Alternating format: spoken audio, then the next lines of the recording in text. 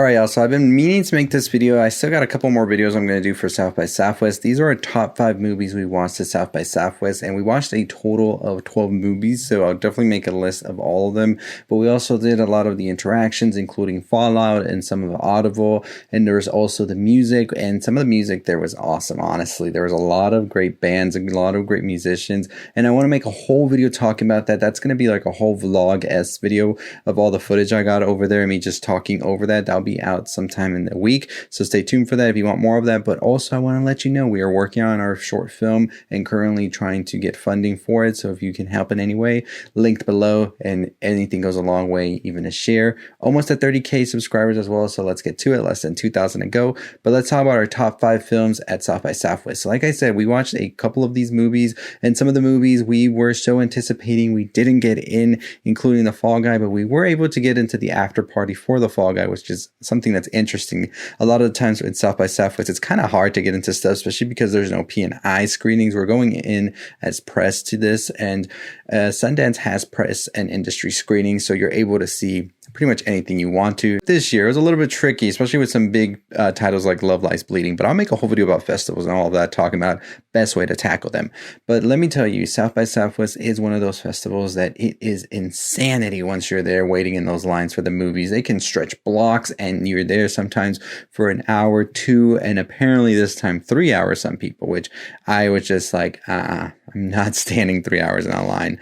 But let me tell you, you know what? I should save this for the whole vlog video where I'm talking about my South by Southwest experience. But let's talk about my top 5 movies at South by Southwest, starting with number 5, Cuckoo. And this was just a huge surprise for me. I thought I was going to come out of South by Southwest having Cuckoo as my number 1 film. It was my most anticipated for sure. I was yapping and yapping about it. Y'all saw it here, whether you watched me on YouTube or the other places. Y'all heard me talking about Cuckoo. I said, this one's it. This one's going to be the one. And I sat there and watched Cuckoo, and I just thought to myself, what just happened? So little backstory on it. We just had come out of Civil War, and I was mind blown, which I'll talk about that movie in a bit.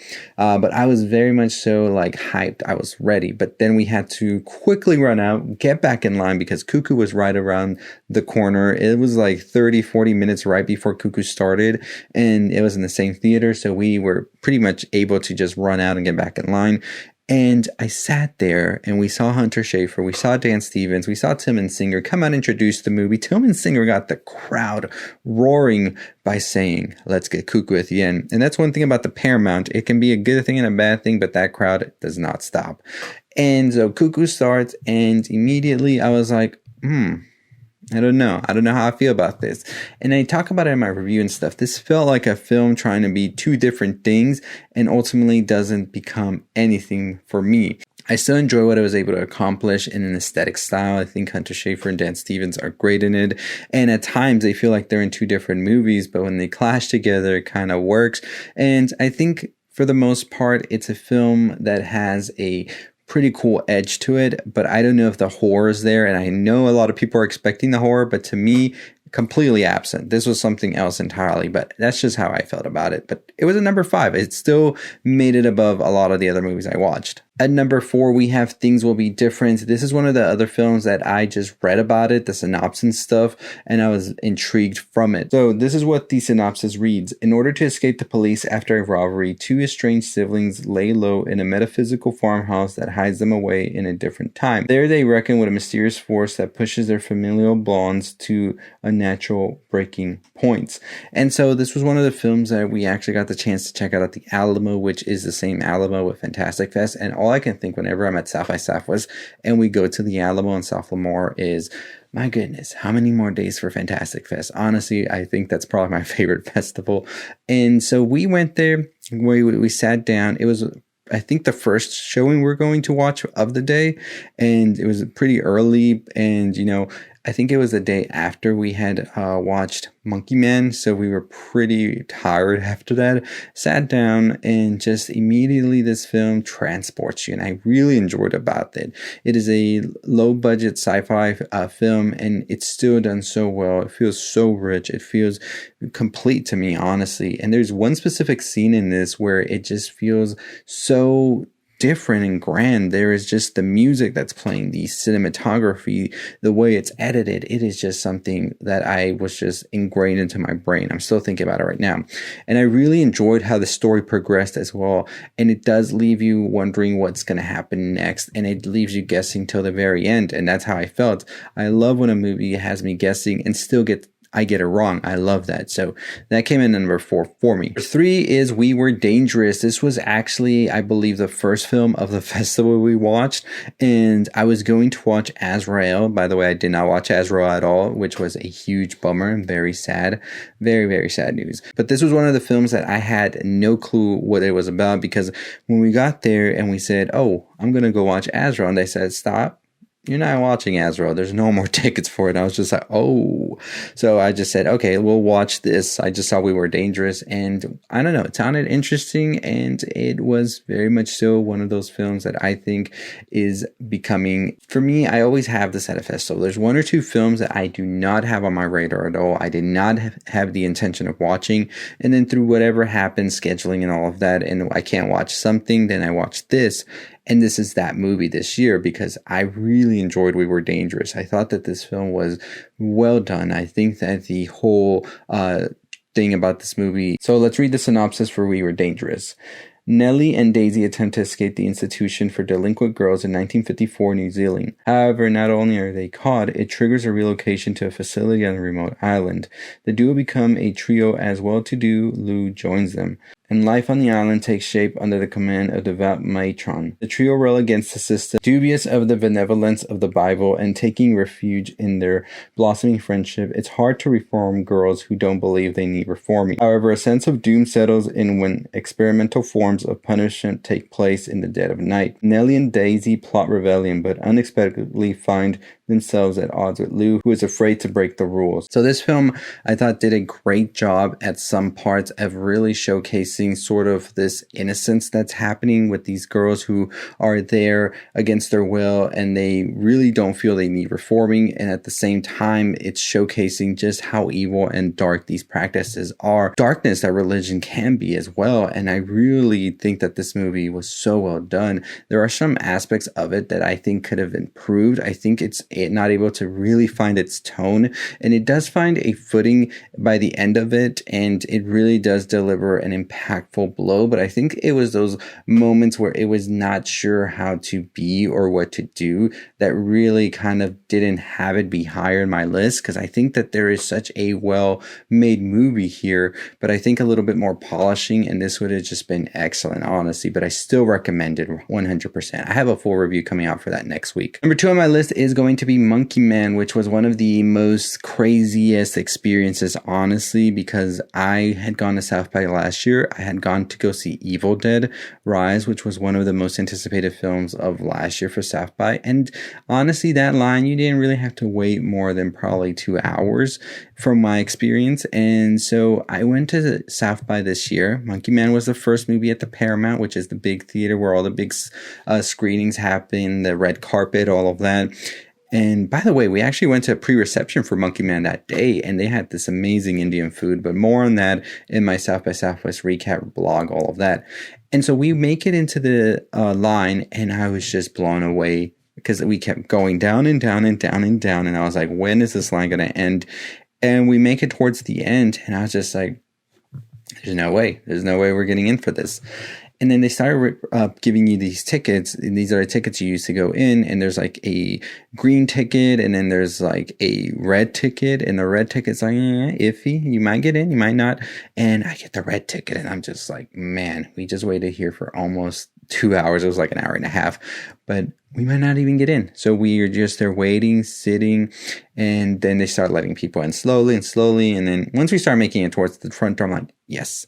Dev Patel, we have Jordan Peele coming out to introduce the film. And this is a movie that I think is going to pretty much redefine some of the action genre, because there are some moments here that are so kinetic, they are so in your face, and it is done so well. And I really enjoyed the music in this that Dev Patel uses as well. And there is one moment where they use a metal song that I am forever just thinking about, and I'm ready to see it again when the movie comes out next week. But I think that Dev Patel, for a first feature and all of that, has really crafted something beautiful and interesting with all of their culture sort of infused in here. And Dev Patel talked about it during the talk at South by Southwest during one of the conference the next day, which we actually got to go see live. And they said that they just wanted to put so much into it in case they were never able to make another movie. They just wanted all to be in there, and I definitely applaud them for that. I will say, however, that Monkey Man does have its flaws, and there are moments where I think that it sort of loses its steam and it goes into some territory and then it tries to find itself again, and it's a little bit lost to me sometimes. But I think its final act is definitely where it shines, and that underground ring fighting area is just going to be one of the most, I believe, legendary and impactful moments of the film for sure. So really love Monkey Man, and I can't wait to check it out. So much intensity, so much of this that I love. And that comes to number 1 now, which is Civil War. And this, I will tell you, was my least anticipated film. I honestly didn't know what to think about Civil War. When I first saw the trailers and everything, I was like, I don't want to watch that like that. Like, I'll watch it, whatever. And then I go to the screening for this, and luckily I was able to have like a ticket that the studio or the PR give you, and you're able to just go in and before anybody else. It's like a white ticket. Like that white ticket gets you pretty much first access into the building. And we went in there. And by the way, the Paramount popcorn that Hulu gave, beautiful, delicious. I ate so many of those. So got my popcorn, got seated, and I was like, whatever, this is not going to be great. And let me tell you, I really love Alex Garland. I love Ex Machina. I love Annihilation. Men, I have not watched because y'all scared me, and I'm not sure when I'm going to watch it, but maybe I'll give it a chance now because Civil War is now number 1 on my list for South by Southwest, and currently at number 2 right behind Dune for the year. Well, actually, no, scratch that. It's I Saw the TV Glow, then it's Dune 2, and then it's Civil War for the year for me right now, top 3. And so this movie plays, they introduce it, Kaylee Spaney's there, you have Alex Garland, of course, you have Kirsten Dunst, Wagner Moura, and I was just there, okay, let's see what we got here. Movie plays, and let me tell you, sound design on another level. First shot you hear in this pulsates, it just hits you, and there's something about it. I don't know if it's a Dolby Surround or whatever, but it's just something that's so impactful. And I was like, this is what we're getting. And film plays, everything. I'll talk more about it in a couple of weeks when it releases. I'll talk spoilers and all that. I was about to give spoilers, but we'll talk about it once it releases. This is a movie that is just so captivating from beginning to end. And it's unlike anything we've seen, I think, of this genre. And I know there's other films that tackle journalism, photographers and things like that, but this is another way of capturing that I don't think we've seen. It's a road trip movie, it's a war movie, it's a movie about sort of growth, and I really enjoyed it so much because I was here thinking Alex Garland has no business telling us here in the United States about the politics and everything going on, and no, Alex Garland says, I'm going to give you something different. And that's exactly what happens here. Regardless of what Alex Garland said in interviews or whatever, and whatever he thinks after the film premiered and all that, whatever. I saw the movie. The movie is what I'm basing this on. I'm not basing it on his comments or any of that. And I really love the movie. I think the movie is a masterpiece. I'll say it and I'll say it again. Ridiculed or not online and all of that, I'll say it. I said it. It's a masterpiece to me. It's a movie about humans dealing with this very ill-fated fate that they have here that is just so horrible, and how they are going to continue on living.